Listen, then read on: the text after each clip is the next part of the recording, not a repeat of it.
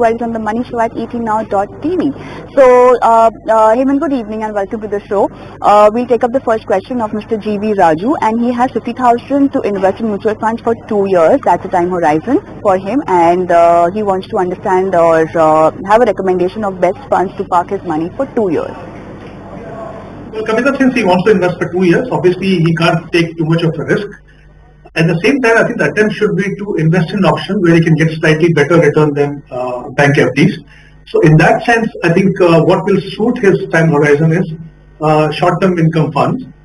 There are 2 funds that I'm recommending for him. He can choose one because he's investing 50,000. He doesn't require 2 funds. So it could be SCC short-term debt fund and Nippon India short-term debt fund. But if he's someone who can take slightly more risk and he has some flexibility in the time horizon, maybe another option that he can consider is the equity saving funds. Now, these are the funds which is primarily invest 20-25% in equity, the rest in arbitrage and debt, in a manner that arbitrage and equity is more than 65%. So the taxation is of equity funds here, which means that when he will withdraw his money after 2 years, he has an opportunity to get higher return. At the same time, he'll end up paying only 10% capital gain. So these are 2 options depending on the kind of risk he wants to take. He can choose one of these. Alright, we move on, and the next question is of Kantaraj from Bangalore, and he says that he's invested 1.5 lakh to SIP in Tata Digital India Fund and ICICI Pru Technology.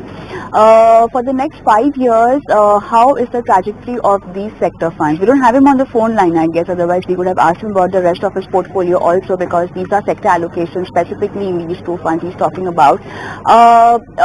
Although these 2 sector funds standalone are doing good for themselves, but then having a sector allocation and that to 2 funds, how over diversified is he in this particular space? Well, Kavita, I think what we've seen is, as far as the IT sector is concerned, we have seen the IT sector has had very tough time in the last 15 to 18 months.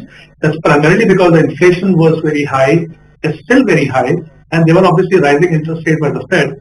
Obviously, the impact of that was on the sector. That's why we have not seen the sector doing well. In fact, there are instances where there are negative returns. But important thing is that on the long-term basis, I still feel that this is a sector which has the potential. Now, for him, he has remained invested through this most difficult period of 15-18 months. And luckily, because he's investing through SIP, he's been averaging his price down. And I think as and when the sector will turn around, he'll get the benefit of that. So my own sense is that it may take maybe a couple of more quarters for this sector. Once Fed decides to pause interest rates, maybe the next step would be that there will be some interest rate cut at some stage. That's the time when you'll see IT sector doing very well. So like I said, because he has been investing during this most difficult phase, I believe, and as you rightly mentioned, both these funds are doing very well. In terms of within the sector performance, if you see, both these funds have a very good track record. So you can continue with that. Of course, there is an important aspect that has to be seen as what is the exposure to these 2 sector funds vis-a-vis the overall portfolio size. So it's not available, we can't really comment on that. Also, I always believe that whenever you choose a sector, if you have other funds in the portfolio, please try and see how much exposure you already have to those sectors through the other fund. If you already see, because IT is one sector where you see healthy exposure by all the funds, especially the flexi cap, multi cap, or the large cap. So have a look at that. Like I said, decision to continue or not will obviously consider different factors, but my belief is that since he has gone through a difficult time, he should continue. Alright, we move on, and we have Mr. Kishore Kumar on phone line with us. Hello Mr. Kumar, good evening. Thank you so much for sending us your questions. Good evening. Okay, so good evening sir. You're calling from where? Tirupur. Okay. So you have never invested in... Got it, sir. You have never invested in mutual funds? Equity mutual funds? Or No, I have been an investor for past 15 years. Okay. All right. So right now, other than mutual fund equities, equity mutual funds, you want to know, you want to understand about bonds, which are a safer mode of investments for you. You're talking about the retirement corpus, I believe. Yes, of course, you're right. Okay, so UP Power Scheme you have invested in for a long term, but then you don't know much about it, and you have bought stocks also for yourself? Do you have a stock portfolio also? I reduced US investment equity? in stocks, in equities. Now I reduced it and I've gone to mutual funds. Sure. Okay, alright. Okay, so since you've already invested in this UP Power scheme for a very long time, as in that's a long-term horizon, apart from that, any new investment that you want to make into bonds for which you want a suggestion or recommendation? Not only bonds, I want, not only in bonds, I want to know whether any other asset which can suit me now for the age of mine. Okay. Have you tried senior citizen savings scheme? Have you given it a thought? I just invested 5 lakhs in that post office, that scheme, senior citizen scheme. Okay. Alright. So Hemant, he's clearly looking at his post-retirement corpus and he cannot take much risk. He's invested in this particular scheme that he's mentioned in the question. Apart from that, any other safer investment instrument that you might want to recommend? Well, I think before I say which are the other mention, I would like to really highlight the fact that I can understand that once you retire, post-retirement, you don't want to take too much risk. But I think it's always important to remember that the risk of inflation is always there even after retirement. So it's important to work out a strategy, choose funds in a manner that you're still able to, stay ahead of inflation. So I think that's very, very important.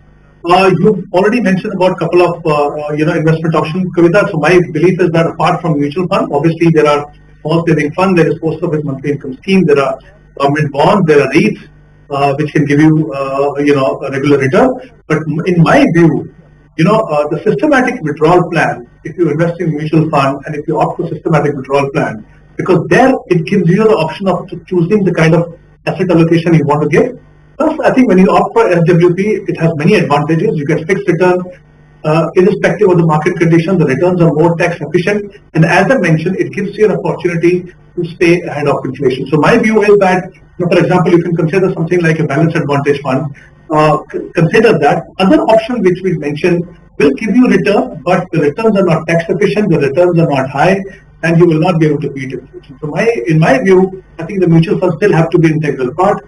And if it's referring to UP, Power Corporation bonds, well, of course, they are relatively safer option. Obviously, they give him quarterly interest. But again, like I mentioned, that post-tax return is something that you need to be more concerned about rather than just looking at the gross return. All right. Is there anything else, Mr. Kumar, that you might want to know? All right. We move on. We'll take the next question, which is from Binoy, and he wants to know the format of systematic withdrawal plan. Well, Kavita, as I just mentioned, that systematic withdrawal plan is a smart mechanism that allows you to withdraw a certain sum on a fixed date, through the mutual fund. So there are two ways of doing it. One, either you have to accumulate a corpus over a period of time, and if you've not been able to do that, or if you have already built a corpus, then you have to invest it in a fund and then register for systematic withdrawal plan. It can be done either offline or it can be done online. In SWP, you have the flexibility of deciding how much money you want to withdraw every month. When do you want this money to come in, at what frequency, and how much you need to invest. Once you do that, irrespective of market condition, that money will keep coming to you. For example, if you choose a monthly option, it will keep coming to you. And I think more importantly, like I mentioned, I just want to reiterate that if you choose some like balanced advantage fund, they give you an opportunity to make your money grow at the same time, get your regular income. But you need to be a little careful in terms of how much you're drawing. So my personal preference or recommendation would be look at withdrawing 5 to 6%, so that the fund like balanced advantage fund can still give you 5 to 6% in addition to the income that you get. So it's a great mechanism. I think it's a great tool for all those investors who are struggling to get regular income, at the same time would like to ensure that their money grows at a rate where they can stay ahead of inflation. And SWP as a feature can be applied to equity as well as debt mutual fund, Hemant? Oh yes, absolutely. It can be done with any fund. That's the beauty, depending on the kind of risk profile you have. But like I said, if your intent is to make sure that your money continues to grow in addition to the regular income that you get, then you have to be careful in terms of what you're selecting. Of course, it also depends on overall portfolio size. Also, how much money you need to get out of this through SWP. That will determine the kind of funds you should be looking at. Sure.